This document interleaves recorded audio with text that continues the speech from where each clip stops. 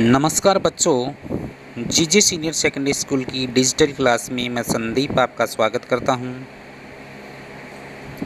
8th class का जो हमारा चैप्टर चल रहा है आदिवासी, दिकू और एक सवर्ण युग की कल्पना,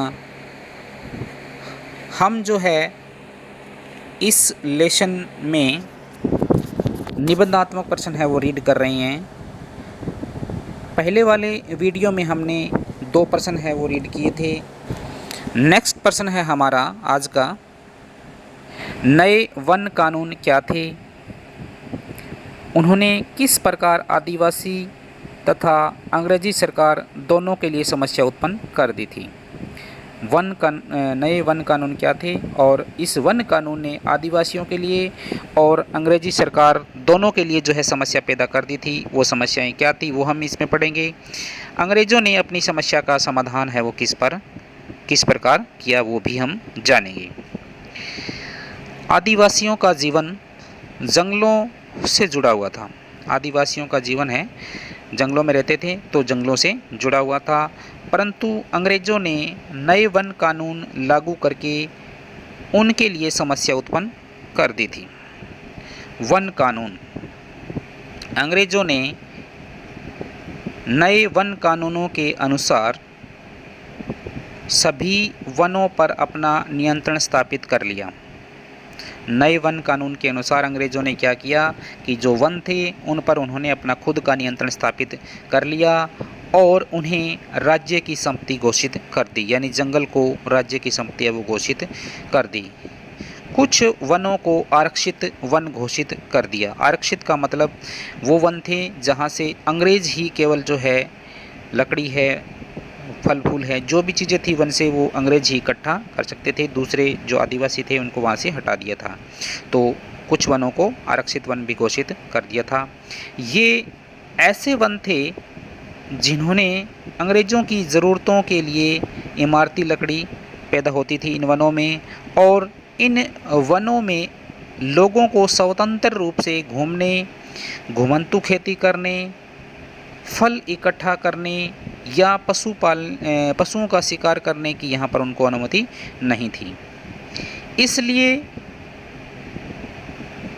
उनमें से बहुतों को काम और रोज़गार की तलाश में मजबूरन दूसरे इलाकों में जाना पड़ा था। यानी इन जंगलों में जो आदिवासी रहते थे उनको काम की तलाश में, रोज़गार की तलाश में मजबूर होकर के दूसरी जगह पर उनको जाना पड़ा था।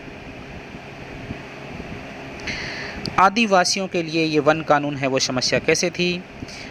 वनों में झूम की खेती करने वाले, झूम या घुमंतू जो खेती करते थे घूम घूम कर, तो या फल फूल इकट्ठा करने वालों पर रोक लग जाने से आदिवासियों की रोजी रोटी है वो छिन गई। इसलिए बड़ी संख्या में आदिवासियों को काम तथा रोज़गार की तलाश में अन्य प्रदेशों में जाना पड़ा था। तो ये थी आदिवासियों के लिए समस्या। अंग्रेज़ों के लिए जो वन कानून था वो क्या समस्या थी? अंग्रेज़ों ने वनों के भीतर आदिवासियों के रहने पर रोक लगा दी, यानी वन के अंदर जो आदिवासी रहते थे उनको वहाँ से हटा दिया। इससे उनके सामने एक समस्या पैदा हो गई। अंग्रेज़ों के सामने क्या हो गई? एक समस्या पैदा हो गई। समस्या क्या थी? समस्या यह थी कि रेलवे स्लीपर के लिए, स्लीपर यानी रेल की जो पटरियां बनाई जाती है उसके बीच में जो पहले लकड़ी के लगाए जाते थे तो उनको स्लीपर बोलते हैं। तो स्लीपर के लिए जो है पेड़ काटने और लकड़ियों को एक स्थान से दूसरे स्थान पर ले जाने के लिए मज़दूर कहाँ से लाए जाए? समस्या यह थी क्योंकि आदिवासियों को वहाँ से हटा दिया था, तो जो रेलवे स्लीपर के लिए पेड़ काटने और लकड़ियों को एक स्थान से दूसरे स्थान पर ले जाने के लिए मज़दूरों की जो समस्या उनके लिए पैदा हो गई। आखिर अंग्रेज़ अधिकारियों ने इसका एक हल ढूंढ निकाला। अंग्रेज़ जो अधिकारी थे उन्होंने इसका एक हल ढूंढ निकाला। उन्होंने निर्णय लिया कि झूम काश्तकारों को वन में भूमि के एक छोटे से टुकड़ा दिया जाएगा और जहां उन्हें खेती करने की छूट होगी, परंतु शर्त ये होगी कि इन लोगों को वन विभाग के लिए मजदूरी करनी होगी। यानी वन विभाग के लिए उनको मजदूरी भी करनी होगी, ये जो है एक शर्त भी लगाई थी उनके लिए, और वनों की देखभाल भी करनी होगी। इस प्रकार बहुत से इलाकों में वन विभाग ने सस्ता श्रम प्राप्त करने के लिए वन गांव बसा दिए थे। तो ये वनों की जो है एक समस्या थी और अंग्रेज़ों ने जो है इस प्रकार इसका समाधान भी किया था। नेक्स्ट आपका प्रश्न, ईस्ट इंडिया कंपनी के अधिकारी भारत में रेशम उत्पादन पर क्यों जोर देने लगे? रेशम उत्पादन पर जो है ईस्ट इंडिया कंपनी के अधिकारी है वो क्यों जोर देने लगे? हजारीबाग यानी वर्तमान झारखंड के अंदर है ये हजारीबाग में रेशम उत्पादन पर रेशम के व्यापार पर क्या प्रभाव पड़ा? 18वीं शताब्दी में भारतीय रेशम की यूरोपीय बाज़ारों में भारी मांग थी।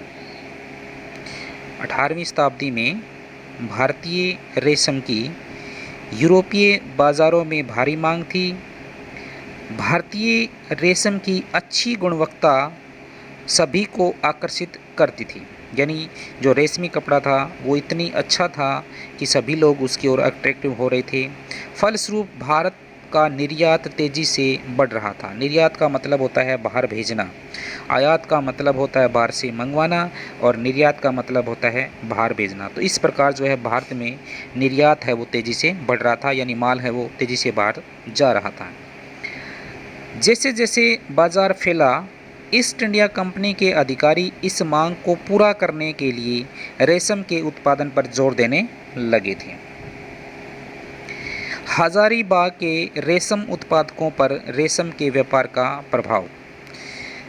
वर्तमान झारखंड में स्थित हजारीबाग के आसपास रहने वाले संथाल समुदाय है ये जनजातियों का।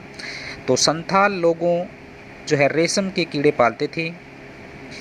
रेशम के व्यापार अपने एजेंटों को भेजकर, रेशम के जो व्यापारी थे वो क्या करते थे, अपने जो एजेंट होते थे उनको भेज करके इन आदिवासियों को कर्जा देते थे और उन्हें कृमिकोशों को इकट्ठा कर लेते थे।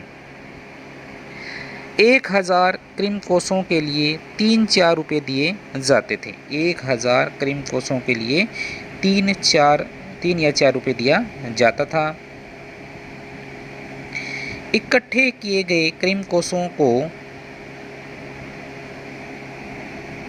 बर्दवान या